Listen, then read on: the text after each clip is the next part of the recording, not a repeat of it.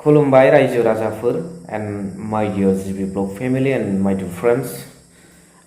खोथाया जाहैबाय मा दिनै आङो मोनसे भिडिअ होनो नागिरदों। बे भिडिअआ एसे माने सानहाबहां जाबायमोन, ओमफ्राय जाय सिङाव मोनसे मन्दिर सिङाव भिडिअ खेबदों बेयो एसे लाइट गैया, खोमसिमोन आरो सिङाव, बेनिखायनो भिडिअआ बांद्राय क्लियार नुनाय नङा। अब्लाबो नोंथांमोना आंखौ अनोब्ला आरो अनसायोब्ला आं आखाइ खबजोबना आरज गाबबाय भिडिअखौ जाहाथे नोंथांमोना जोबजासिम नायलाङो। मानगोनां कुमद चन्द्र नार्जारि बनरगाव कन्स्टिटुवेन्सिनि केन्डिडेट बिथाङा गावनि इलेक्शन फोसावदिं मेलाव रायजोफोरनो माखासे गेरेन्टि होदों।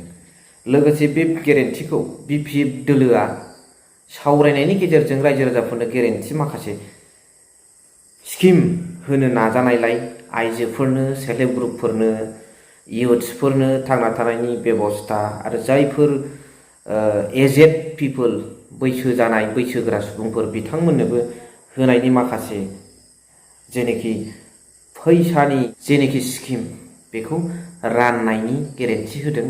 थांनाय बिटिआर गभर्नमेन्टआ जेबादि इउपिपिएल दोलोआ इलेक्शननि सिगां नंखाय फाला खोथा होनानै घरे घरे साख्रि होगोन, सेल्फ हेल्प ग्रुपनो 75,000 होगोन होननानै नंखाय फाला फोसावनानै होनो हायाखै। बेबादि फैबाय थानाय समाव बिपिएफ दोलोआ सरकार दानानै बेबादि नंखाय फाला खुनु खामानि मावनाय नङा, गेरेन्टिजों लोगोसे सैथोथाजों लोगोसे खामानि मावगोन होननानै मानगोनां कुमद चन्द्र नार्जारि बिथां सारा बुंदों। आरो दिनै इउपिपिएल दोलोआ गोबां दिगाव जाख्ल'नायनि अजद, बिनि गेजेराव मेनलि जोङो स्ट्रेस होनो गोनां बाथ्राया जाहैबाय इडुकेसननि खेथ्रआवबो बिथांमोना माखासे जाख्ल'नायखौ बिथांमोना करापसनखौ लाबोदों। 500 थाखानि बिजाबखौ हा अख्रां फाराग बारायाव साप्लाइ खालामनाय, लोगोसे थांनाय समनि जेनेखि साख्रि टेट बेवहाय माखासे जाख्ल'नायनि अजद लाबोदों माखासे लेखा गोरों इयुथ, इडुकेटेड इयुथ्सफ्रा। दा अब्ला बिपिएफ दोलोआ फैबाय थानाय इयुनाव मा एजेन्डाखौ लानानै रायजोफोरनि सिगाङाव हाबदों आरो बेखौ मावनो थाखाय माबादि गेरेन्टि होदों बेखौ मानगोनां कुमद चन्द्र नार्जारि बिथांनि खुगानिफ्रायनो नोंथांमोना खोनासंनानै लादो आरो जोबनायाव कमेन्ट्स हरबानो जाबाय। पेपारे कागजे जोंनि मबाइल ससियेल मिडिया बहाय दा नुगासिनो दङ। दखानावबो रायलायो, हाथाय बाजारावबो रायलायो, गारि मथरावबो रायलायो। दानि सरकारखौ एखे रावबो सुखुला, खारन नैबे थांनाय 5 बोसोराव जोंनि रायजो राजाफोर, जोंनि बिदा फंबाय, जोंनि बिब' बिनानाव मा मोननांगौमोन सरकारनिफ्राय जौगाखांनो थाखाय नङाब्लाबो बायदिसिना जे जों हारसिं मोनोमोन बेफोरखौ जेबो मोनाखिसै। जौगाखांनाय हिसाबै लामा बान्दो बानला जेबो जायाखिसै। जोंनोथ' मा नांगौ बेफोरखौनो नांगौ ना, बान्दो बानला, लामा मोजां नांगौ, स्कुल मोजां नांगौ, जाम्फै नांगौ, बे रोखोमफ्रा जेबो मोनाखिसै। फारसेथिंजाय जोंनो बेक्तिगत हिसाबै एखमब्ला दैनन्दिन सोलिनो बायदिसिना माबा मोनसे नांगौ। दा नुबाय थांनाय 5 बोसोरावथ' बेफोरबायदि बुस्थुखौ जोंनि रायजो राजाफ्रा मोनसेबो मोनाखै ना मोनदोंमोन? मोनाखै। गोदोथ' एसेबाबो मोनदोंमोन, ओंखायनो बेखौ नायनानै दा मानसिफ्रा सोलायदों। एकदम उल्था सोलायबाय 5 बोसोराव। जोंनि हाग्रामा सारा गोदो 17 बोसोरसिम खुंदोंमोन। 17 बोसोर खुंसेयावबो सारखौ रावबो गाज्रि मोनाखैमोन। जास्ट मोनसे दौ फैदोंमोन, बिटिआर सुक्तिनि गेजेरजों साबसिन जासिगोन नामा होननानै बिसोरो बिटिआर सुक्तिनि खोथा लानानै बेखौ मावफुङोब्ला साबसिन जागोन, एकदम बड'लेण्डआनो जाखाबाय बायदिसिना होननाय मानायजों जोंनि मानसिफ्रा माखासेल' थांदों गुवा। जायनि थाखाय अब्लाबो सुक्ति जादोंमोनब्लाबो, सुक्तिखौ लानानै बिसोर भट बिदोंमोनब्लाबो बै समावबो नोंसोरो 17 जन मानसि जोंनि MCL फाथायहरदोंमोन। 3 खम जानायनि थाखाय जों सरकार दानो हायाखै। बै समाव बिसोर सुक्ति खालामग्राबाबो 12 मोनदोंमोन, अब्लाबो हाग्रामा सारा देरहादोंमोन। दा नंखायनो नैबे दानि सुक्ति खालामनाय, नैबे खामानि मावनाय, बिसोर खामानि मावनाया दा ओरैबायदि नेगेटिभ, ओरैबायदि माइनाससो जानानै दं आरो। दा जोंहा ओरैनो बे हिसाबैनो रायजो राजाफ्रा बयबो लुबैदों दिनैनि दिनाव जोंनो उल्था सोलायनाय नांसिगौ।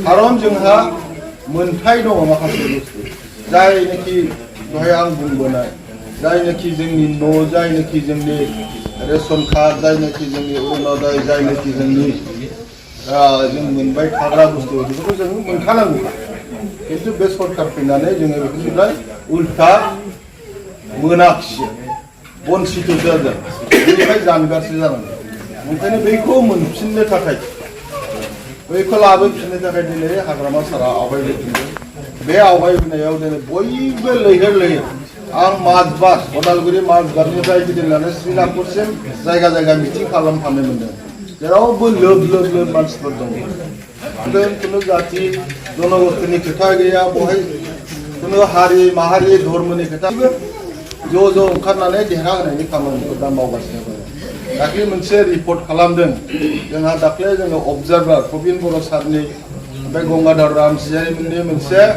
टीम बिसोरो माजबादनिफ्राय आप टु श्रीरामपुरसिम गामि गामि रायजो राजाफोरजों सावरायदों इन्टेलेक्सुवेलफोरजों सावरायदों दखानदारफोरजों सावरायदों बाजाराव मैगं फानग्रा दाउ फानग्रा अमा फानग्राफोरजों रायलायदों हाथाय जाहैनाय गारि घोड़ा गाखोग्रा मानसिफोरजों रायलायदों रायलायनानै बिसोर मोनसे रिपर्ट मोनदों दा बे रिपर्ट मथे खमैयावबाबो बिसिनि मथेबा 28 निफ्राय 30टा जोङो बे इपिएफआ देरहागोन जाहैबाय 28 निफ्राय 30टा 40टानो जों मुभमेन्ट दाखाबाय बे सरकाराथ' होनो हाखाला जोबखाबाय नैबे माबायावनो आगष्टनि 16-17आवनो नटिफिकेसन जासिगोन इलेक्सननि डेटखौ खोन्थासिगोन बे जुलाइ मासावलाय माथो मावनो हाबावो बिसोर 75,000 होगोन होनना बुंदोंमोन होनो हाखाला गैथा जोंनो आंनो भिडिअमोन बै समाव जों होफेरनोनो मोनाखै जों गेरेन्टि खालामनो नागिरदों गेरेन्टियानो जाहैबाय एखेबारे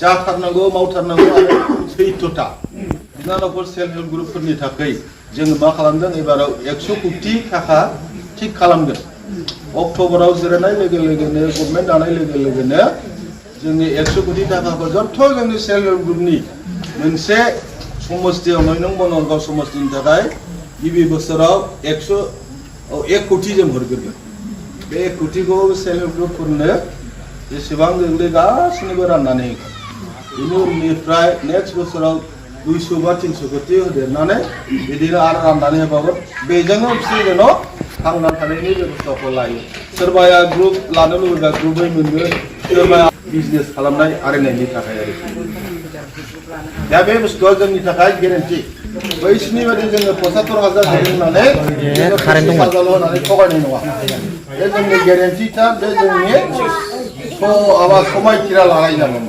समायखिराजों जों गेरेन्टि होनाय दा बेल' नङा जोंहा नैबे जोंनि लेखा रोंनाय आरिनाय 18निफ्राय 25 बोसोरसिम जायनाखि बिजनेस खालामनो मोजां मोनग्रा बायदिसिना बेफार सेफार खालामनो मोनग्रा बिसोरनि थाखायबो जोङो 200 कोटि थाखा लाखिगोन बिसोरनो थोंजोङै सिदायै ग्रेन्ट होनाय जागोन जेनेबा बंसिगावफोर बादियाव सोरबा सेंग्राया सोरबा सिख्लाया दख'नानि दखान बानायनो लुबैदों बा जोमग्रानि दखान बानायनो लुबैदों बा बियो सुइं मेचिन सुनानै सिलाइ रोंनानै दङ बियो मेचिन बायनो हायाखै बिसोरनि थाखाय जोङो मेचिन बायनायनि बा दखान सिलाइ लुनायनि थाखाय बिनो 1 लाख बा 1.5 लाख नांगौ बेखौ जोङो थोंजोङै फ्रि ग्रेन्ट होगोन आरोबा बे 200 कोटिनिफ्राय बेवहाय जोंनि बिनानावफोर जोंनि फंबायफ्रा बेवहाय थोंजोङै बाहागो लानो हागोन हौवासाफ्रा गोबां सोरबा ITI फरायनानै फैनाय दङ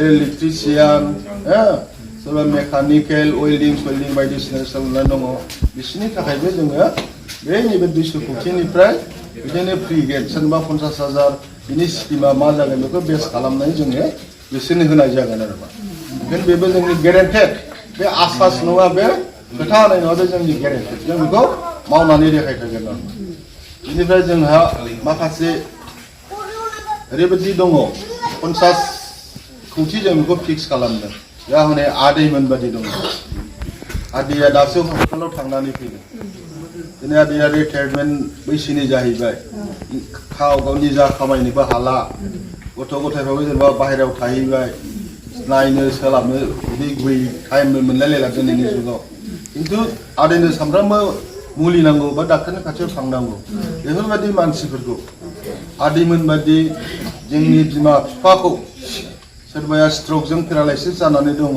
सोरबाया डायबेटिस जानानै मुलि बायनो हाया जानो हायै जानानै दङ, सोरबाया जखा बेमार जानानै बिसिनायाव गोग्लैसोनानै दङ, सोरबाया केन्सार जानानै बायदिसिना माबा जानानै दङ, सोरबाया आथिं आखाइ बायनानै बेंगुरा जानानै दङ। बिसोरनि थाखाय जों गिबि 50 कोटी गासै बिटिसि एरियायाव फ्रि ग्रेन होनायनि जोङो पलिसि लादों बा गेरेन्टि होदों आरो। स' नुनो मोनबाय, खोनानो मोनबाय, मा सानो कमेन्ट्सनि गेजेरजों फोरमायहर। स' भिडिअखौबो एसेखिनियाव फोजोबबाय। थेंक इउ भेरि माच फर वाचिं, लाभ इउ अल।